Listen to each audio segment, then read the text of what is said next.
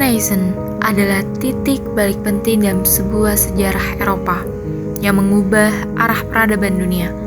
Era ini menandai kebangkitan ilmu pengetahuan, seni, dan pemikiran manusia setelah berabad-abad stagnasi. Namun, kebangkitan ini tidak terjadi secara spontan, melainkan melalui proses panjang yang dipengaruhi oleh berbagai faktor, termasuk kondisi sosial, ekonomi, politik, dan pertukaran ilmu pengetahuan antara peradaban. Melalui video dokumenter ini, kami akan membahas keadaan Eropa sebelum Renaissance, faktor-faktor penyebab munculnya Renaissance, situasi Eropa pada masa Renaissance, serta pengaruh besar peradaban Arab dan Islam terhadap kebangkitan Eropa.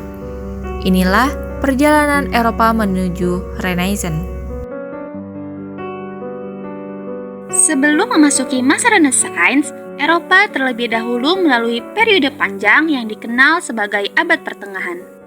Masa ini dimulai setelah runtuhnya Kekaisaran Romawi Barat pada tahun 476 Masehi, sebuah peristiwa yang mengakhiri sistem pemerintahan terpusat dan meninggalkan Eropa dalam kondisi terpecah. Ketiadaan kekuasaan pusat menyebabkan wilayah-wilayah Eropa berkembang secara terpisah dalam bentuk kerajaan-kerajaan kecil. Dalam kehidupan sosial dan politik, sistem feodalisme pun menjadi tatanan utama. Raja dan bangsawan memegang kendali atas tanah dan kekuasaan. Sementara, sebagian besar rakyat hidup sebagai petani yang bergantung sepenuhnya pada tuan feodal. Dari sisi ekonomi, aktivitas masyarakat berfokus pada pertanian subsisten. Perdagangan jarak jauh melemah dan banyak kota kehilangan perannya sebagai pusat ekonomi.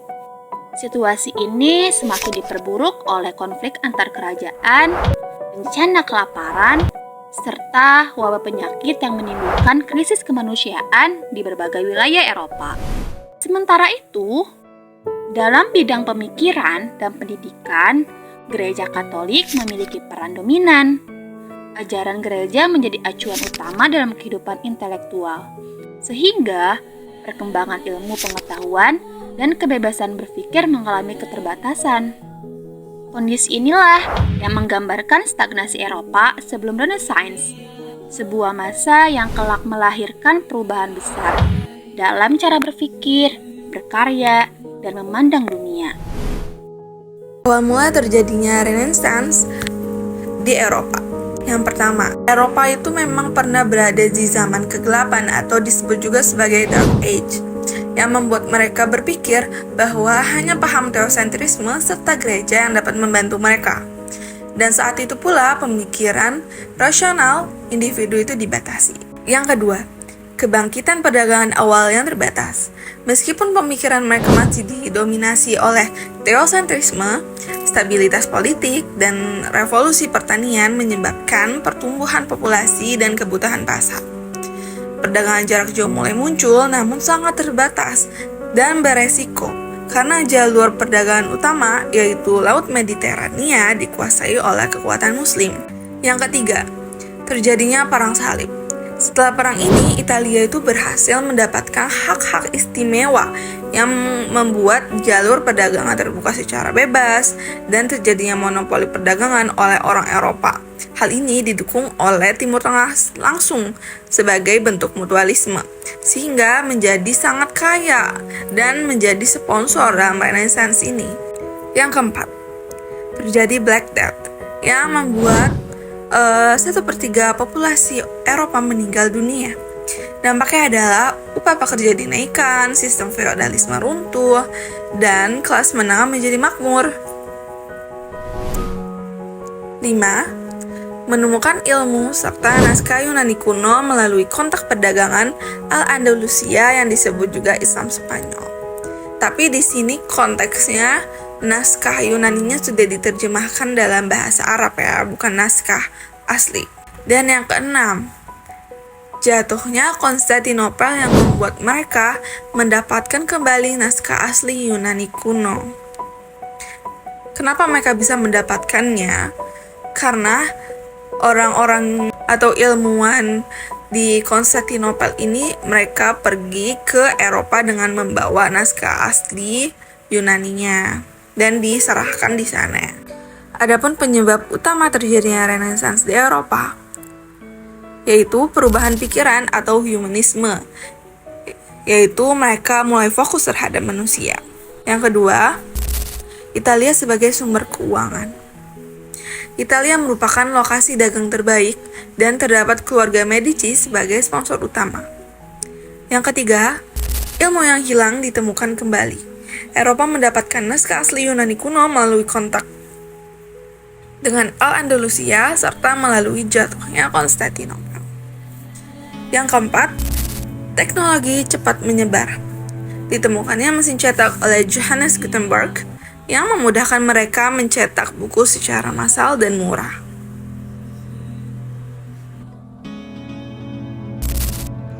Pada abad ke-14 hingga abad ke-17, Eropa mengalami sebuah perubahan besar dalam sejarah peradaban.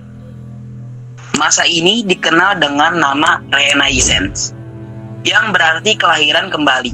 Sebuah era kebangkitan ilmu pengetahuan, seni, dan pemikiran manusia setelah abad pertengahan yang gelap. Renaissance muncul sebagai reaksi atas dominasi gereja dan cara berpikir skolastik. Pada abad pertengahan, masyarakat mulai mempertanyakan tradisi lama dan mencari kembali ilmu pengetahuan dari peradaban Yunani dan Romawi kuno. Italia menjadi pusat awal Renaissance. Kota-kota seperti Firenze, Venesia, dan Roma berkembang pesat berkat perdagangan dan dukungan para bangsawan. Salah satu keluarga paling berpengaruh adalah keluarga de' Medici yang mendukung seniman dan ilmuwan. Seni pada masa Renaissance mengalami kemajuan luar biasa. Seniman mulai menggambarkan manusia secara realistis, memperhatikan anatomi, perspektif, dan ekspresi. Seni tidak lagi hanya untuk agama, tetapi juga untuk keindahan dan kemanusiaan. Renaissance melahirkan tokoh-tokoh besar seperti Leonardo da Vinci, seorang seniman sekaligus ilmuwan, Michelangelo, pemahat dan pelukis ulung, serta Raphael yang dikenal akan keindahan dan keharmonisan karyanya. Tidak hanya seni, ilmu pengetahuan juga berkembang pesat.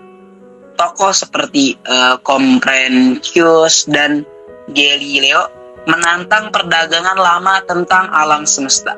Manusia mulai berpikir rasional dan ilmiah berdasarkan pengamatan dan eksperimen. Pemikiran utama Renaissance dikenal sebagai humanisme, yaitu pedagang yang menempatkan manusia sebagai pusat perhatian, pendidikan, moral, dan potensi manusia menjadi hal yang sangat dihargai. Renaissance membawa dampak besar bagi dunia modern. Perkembangan ilmu, seni, dan pemikiran kritis menjadi dasar bagi lahirnya revolusi ilmiah dan kemajuan peradaban manusia hingga saat ini. Pengaruh peradaban Arab dan Islam pada masa Renaissance bangsa Eropa. Selama ini, sejarah sering salah menilai.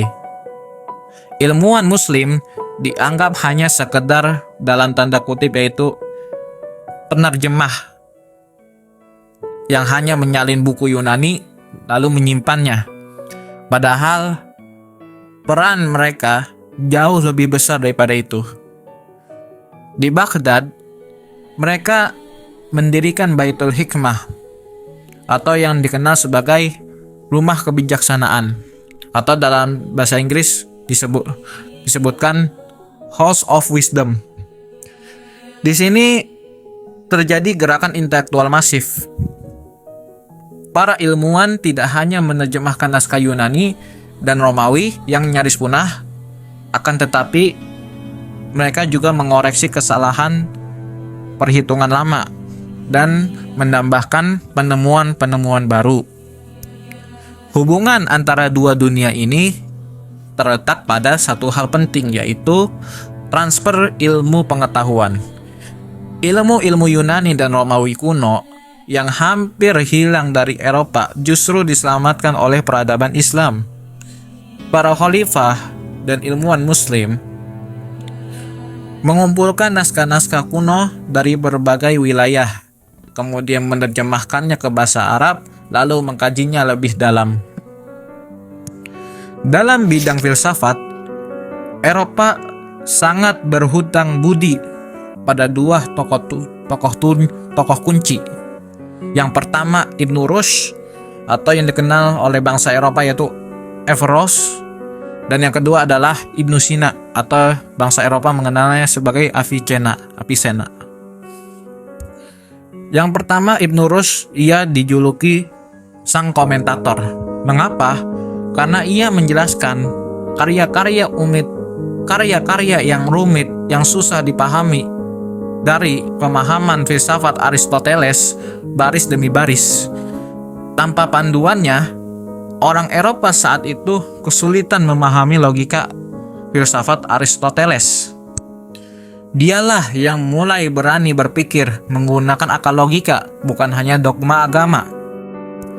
Kemudian yang kedua, Ibnu Sina. Ia berhasil menggabungkan logika Yunani dengan pemikiran rasional. Karyanya bahkan menjadi rujukan utama kurikulum filsafat di berbagai universitas Eropa. Masuk ke dalam bidang matematika. Bayangkan betapa sulitnya menghitung keuntungan dagang menggunakan angka Romawi yang sangat susah dan rumit. Seperti menghitung perkalian 1980 dikali 4. Dalam angka Romawi, 1980 adalah MCM L triple X. Dan kemudian angka 4-nya itu adalah I dan V, yang dimana itu sangat susah dan sangat rumit.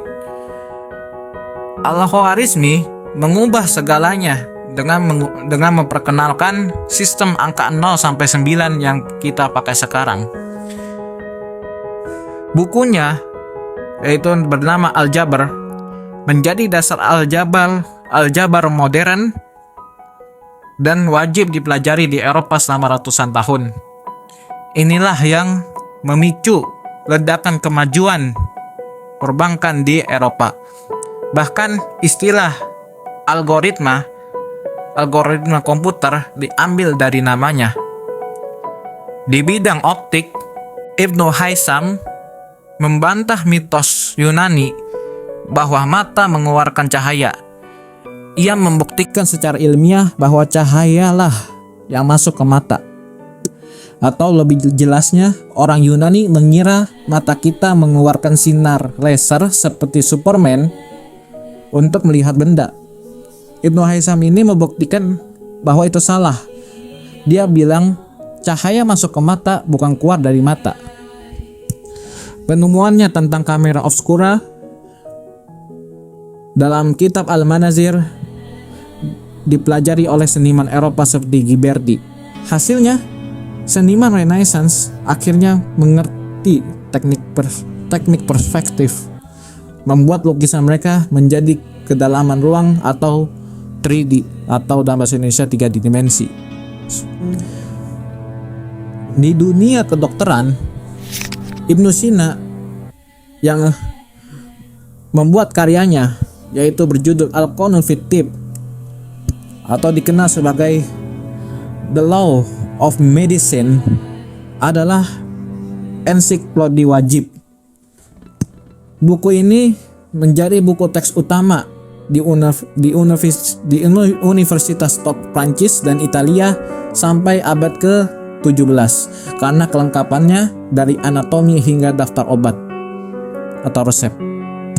Lalu kemudian juga ada Ar-Razi, dokter pertama di dunia yang secara klinis membedakan antara cacar atau dalam bahasa Inggris dinamakan smallpox dan campak atau dalam bahasa Inggris measles. Sebelumnya dokter sering salah diagnosa Lewat bukunya, ia merinci perbedaan gejalanya agar pasien tidak salah pengobatan. Karya kitab Ar-Razi yang bernama Al-Jadari wal Hasbah. Terus, dari semua ilmu pengetahuan yang telah disebutkan, bagaimana semua ilmu ini sampai ke Eropa? Nah, salah satu pintu utamanya adalah kota Toledo di Spanyol. Di sini berdiri sekolah yang bernama Sekolah Penerjemah Toledo. Proses transfer ilmunya sangatlah unik. Mereka bekerja dalam satu tim.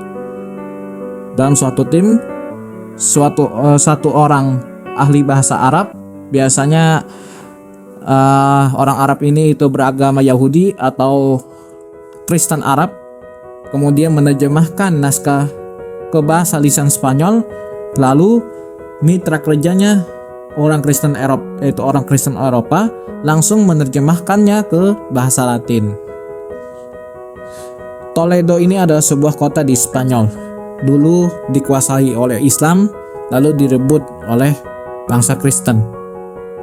Di Toledo ada perpustakaan raksasa berisi buku bahasa Arab. Kemudian jalur lainnya adalah Sisilia dan Italia Selatan, yakni daerah yang juga merupakan tempat bertemunya budaya Arab dan Eropa. Di wilayah ini, para penguasa Kristen justru mempekerjakan ilmuwan Muslim untuk mengajar sains dan kedokteran. Kaisar Frederick II di sana sangat suka dengan sains dan mempekerjakan penerjemah seperti Michael Scott untuk menerjemahkan karya biologi dan zoologi dari bahasa Arab. Dari semua itu dapat disimpulkan bahwa Renaissance Eropa bukanlah keajaiban yang muncul tiba-tiba. Ia adalah hasil dari estafet ilmu pengetahuan yang diselamatkan, dikoreksi, diulas, dan disempurnakan oleh peradaban Islam selama berabad-abad. Renaissance merupakan titik balik penting dalam sejarah Eropa yang menandai bangkitnya ilmu pengetahuan, seni, dan pemikiran kritis selama masa stagnasi yang panjang. Periode ini lahir melalui proses yang melibatkan perubahan sosial dan ekonomi, serta pengaruh besar dari peradaban lain, khususnya dunia Arab dan Islam yang berperan sebagai penghubung ilmu pengetahuan klasik ke Eropa. Melalui Renaissance, Eropa membangun dasar bagi perkembangan peradaban modern, sekaligus menunjukkan bahwa kemajuan lahir dari interaksi dan kontribusi berbagai budaya.